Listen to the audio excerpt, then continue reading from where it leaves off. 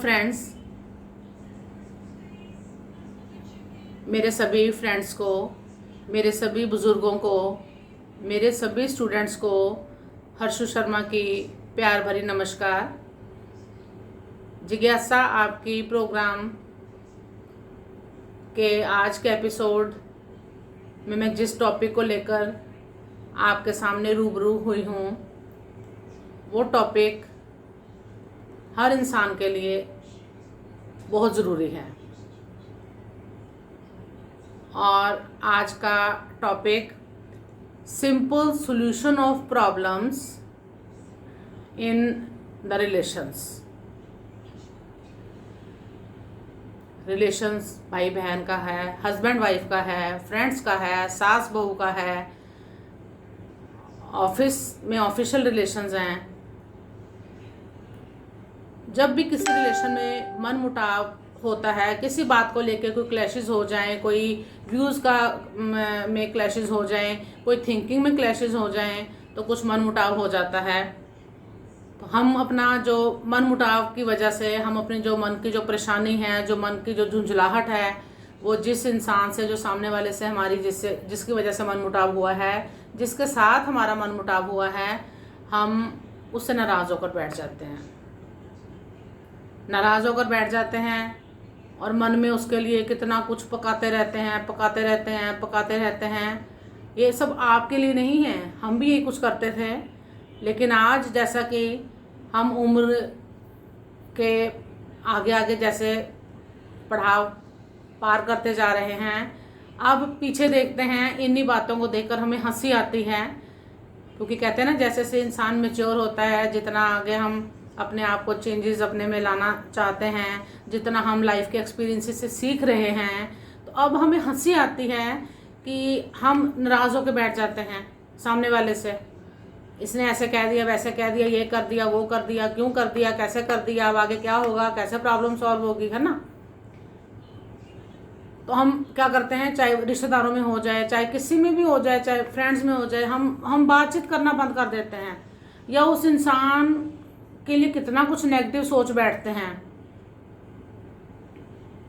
कभी अगर हम ये सोचें कि जो प्रॉब्लम अराइज हुई है, जो क्लैशेस हुए हैं, वो इंसान सामने वाला बुरा नहीं, इंसान कभी कोई बुरा नहीं होता। सब में उस परमात्मा की दी हुई जो है जोत जग रही है।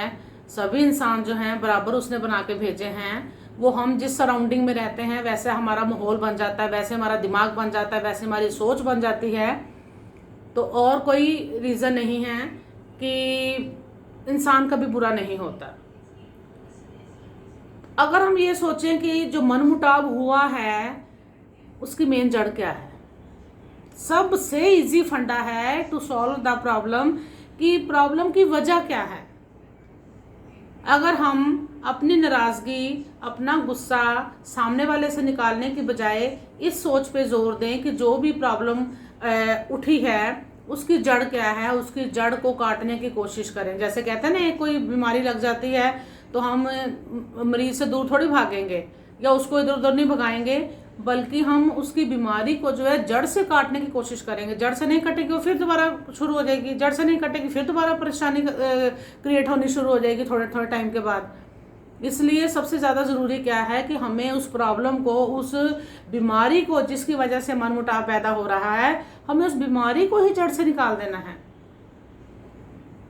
अब मैं अपनी ही एक रियल सच्ची आपको बात सुना रही हूँ कि मेरे घर में आज से कुछ साल पहले खाना पकाने एक बच्ची आती थी 25-28 साल तक की लड़की थी, मैरिड थी, लेकिन वो घर में कुछ प्रॉब्लम्स क्रिएट हो गई, तो वो लड़की घर छोड़कर अपने ब्रदर के पास आ गई। तो अब जो ब्रदर थे वो मेरे स्कूल में, उनको हमने एज ए वहाँ पर रखा हुआ था, रूम दिया हुआ था, और वो सारा स्कूल का देख रेख संभालते करते थे। तो उन्होंने मेरे से अपनी प्रॉब्लम डिस्कस की कि अभी बच्ची यहाँ पे रह रही है, कि मैं भी गरीब इंसान हूँ, चलो मैडम अगर आपके घर में काम करती है, अपना चलो खर्चा पानी अपना निकाल लेगी, सुथरा घर है आपका। चलो मैंने भी बुलाया।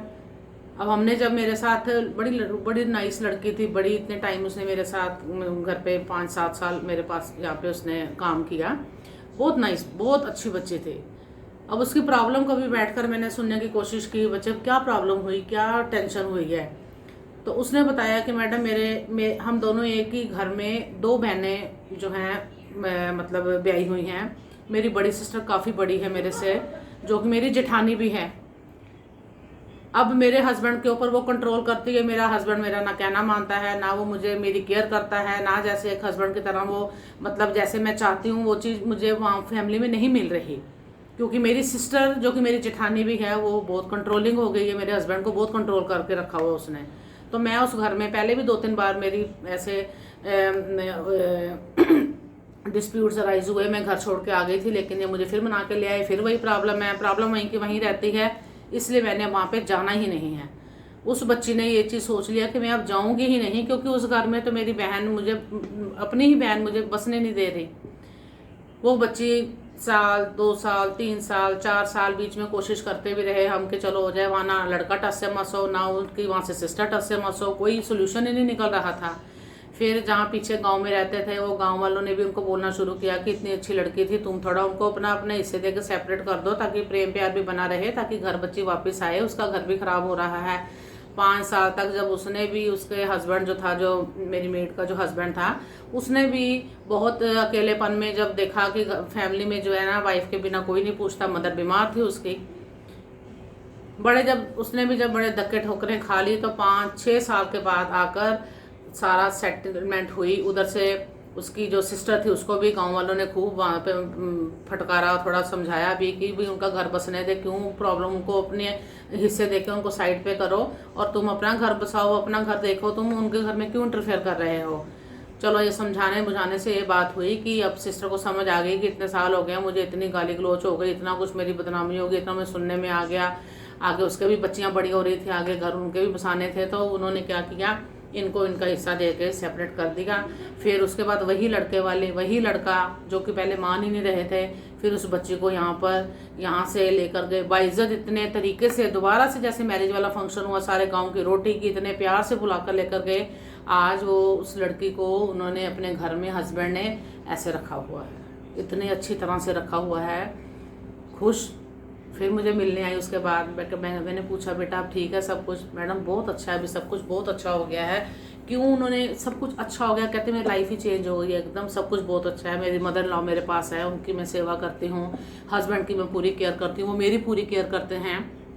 हुआ क्या, ना गलत वो था, ना वो थी, ना उसने आगे कोई और शादी नहीं करवाई, कुछ नहीं, ना उसने करवाया, ना कोई उन्होंने छोड़ने का भी नहीं किया। इतने टाइम वो भी यहाँ पे सेपरेट रही, लेकिन देखा क्या, उन्होंने प्रॉब्लम को सॉल्व किया कि प्रॉब्लम क्या थी, जो कहीं और कोई थर्ड पर्सन कंट्रोल कर रहा था, तो वो चीज़ उन्होंने वहाँ पे रिमूव की, ख़त्म की। दोबारा से फिर जब दो जने जुड़े हैं, तो आगे अपनी उनकी फैमिली बहुत अच्छी तरह से चल रही है। ये जीते जागते सामने की सच्चाई आपको मैं एक ये बात जो मैंने सुनाई है, तो इस बात से क्या हमें सुन के क्या मिलता है कि जो अब ना हस्बैंड बुरा था, ना वाइफ बुरी थी, लेकिन प्रॉब्लम क्या थी, प्रॉब्लम की जड़ को जब पकड़ा, उसको इम्प्रूव किया, तो एकदम घर संवर गया, एकदम घर बन गया।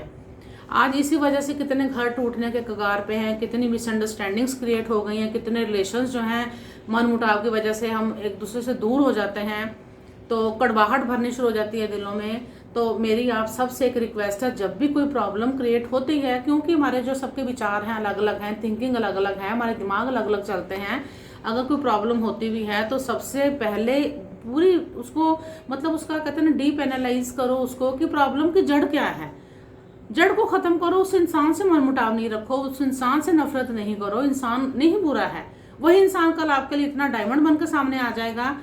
क्यों? क्योंकि आपने जड़ को खत्म कर दिया, जिसकी वजह से आप दोनों के बीच में जो प्रॉब्लम क्रिएट हो रही थी, अगर आपने जड़ को निकाल दिया, तो जड़ को काटने की कोशिश करो, जड़ को खत्म करने की कोशिश करो, जो प्रॉब्लम की जड़ है उसको काटने की कोशिश करो, तो आपके कभी भी रिलेशंस जो है ना, जैसे रिलेशंस बाहर निकलते हैं या कोर्ट कचहरी में पहुंचते हैं, वहां तक की नौबत कभी नहीं आएगी। इसलिए जब भी कभी कोई टेंशन होती है, जब भी कोई किसी भी रिलेशन में कोई मनमुटाव होता है, तो आपस में आमने सामने बैठ के उस बात को सुलझाने की कोशिश करो और बात की बारीकी पर पहुंचने की कोशिश करो कि उसका मेन जो है रूट कॉज क्या है, उसी को पकड़ के उस चीज़ को ठीक करो, ताकि बाद में फिर वही मतलब रिलेशन अच्छी तरह अपने डेवलप हो जाते हैं। बात वही है कि अगर हम दिमाग से, सोच से, अपने मन में एक प्योर फीलिंग्स लेकर अगर हम रिलेशंस को बनाना चाहें तो कभी रिलेशंस जो है डिस्टर्ब होंगे ही नहीं। क्लैशेस आते रहते हैं, क्योंकि जो भी है आफ्टर ऑल हम सब ह्यूमन बीइंग्स हैं, हमारे नेचर्स अलग अलग हैं, क्लैशेस हो जाते हैं। लेकिन उन क्लैशेस को सॉल्व करने का अगर आप तरीका अपनी मुट्ठी में रखो कि हमें भी प्रॉब्लम को ख़त्म करना, प्रॉब्लम की जड़ को ख़त्म करना है, हमने इंसान से मुंह नहीं फेरना है। अगर यही सोच हम अपने मन में अच्छी तरह पक्की कर लें तो हमारी प्रॉब्लम्स का बहुत हद तक जो है सोल्यूशन हमें मिलता जाएगा, और हमारे रिलेशन जो है कभी जो बहुत ज़्यादा बिगड़ जाते हैं वो बिगड़ने से भी बच जाएंगे। Thank you very much. God bless you all.